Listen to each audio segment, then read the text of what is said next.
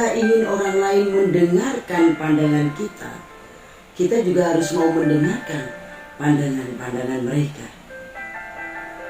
Brian H. McGill mengatakan, salah satu bentuk respect atau respon yang paling tulus adalah ketika kita mau mendengarkan apa yang orang lain katakan.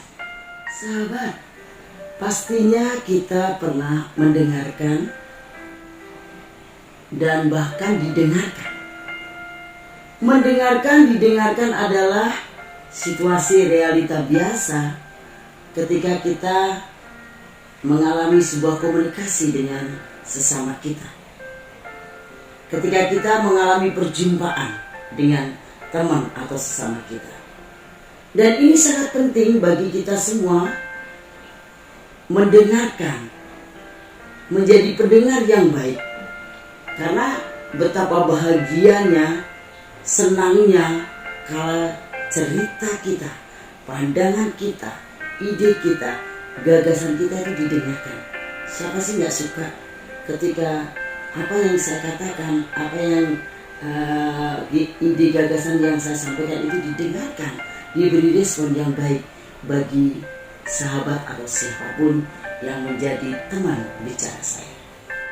Nah sahabat, ketika kita mendengarkan dan menjadi pendengar yang baik, maka itu akan meningkatkan hubungan kita, relasi kita dengan kehidupan pribadi dari seseorang itu.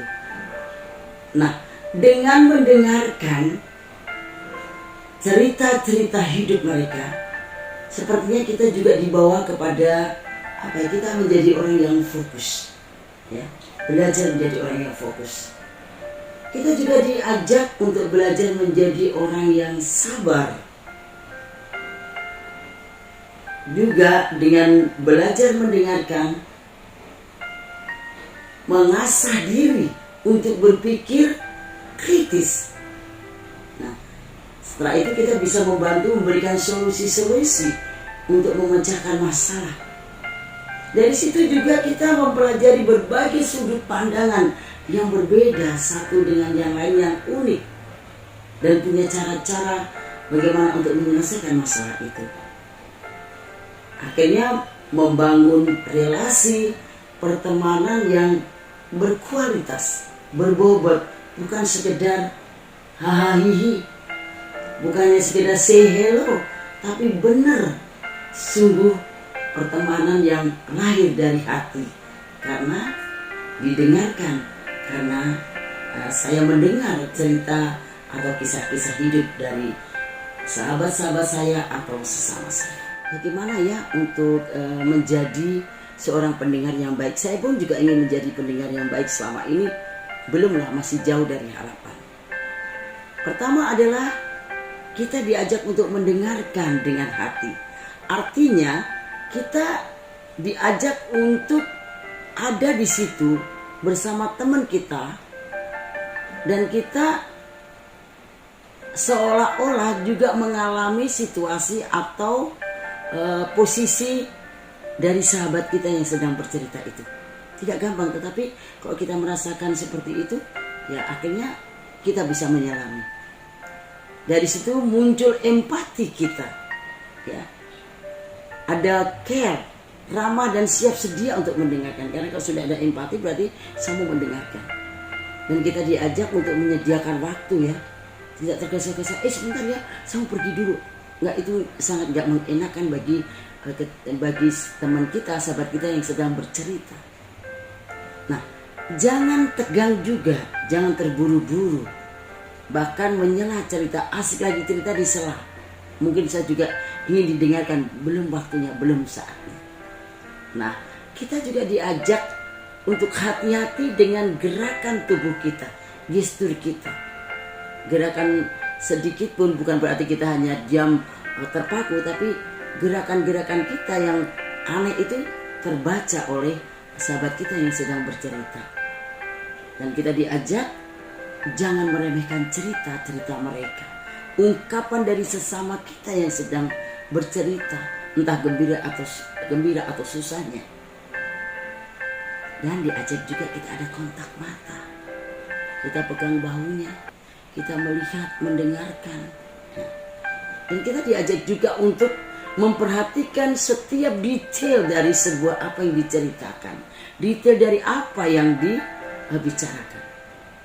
Dan jangan sekali-kali mengalihkan perhatian, misalnya sambil bawa HP, sama main HP. Aduh, dia pasti orang juga akan merasa, oh ternyata saya tidak berarti, saya tidak didengarkan.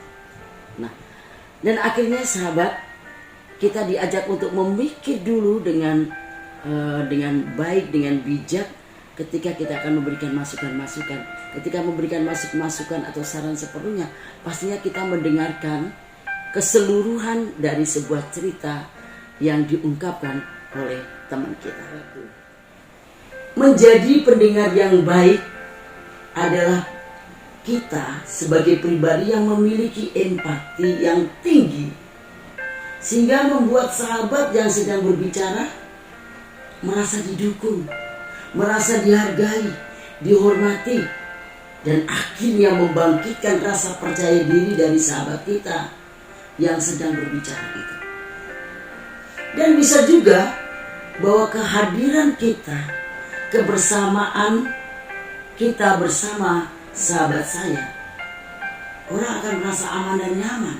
Akhirnya saya cocok loh dengan dia untuk menjadi sahabat saya. Saya cocok karena dia bisa mendengarkan, dia seorang pendengar yang baik. Nah, dengan kemampuan untuk menjadi pendengar yang baik, maka kita sedang menghargai, dan kita juga sedang dihargai. Belajar semakin menemukan solusi yang jitu, karena kita mendengarkan secara keseluruhan, tidak terputus-putus. Juga tidak gampang menyalahkan orang.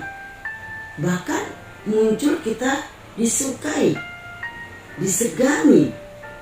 Juga membuka wawasan kita dan pengetahuan serta menambah pengalaman.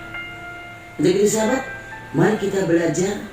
Saya dan Anda diajak untuk belajar menjadi pendengar-pendengar yang baik. Mendengarkan apa saja.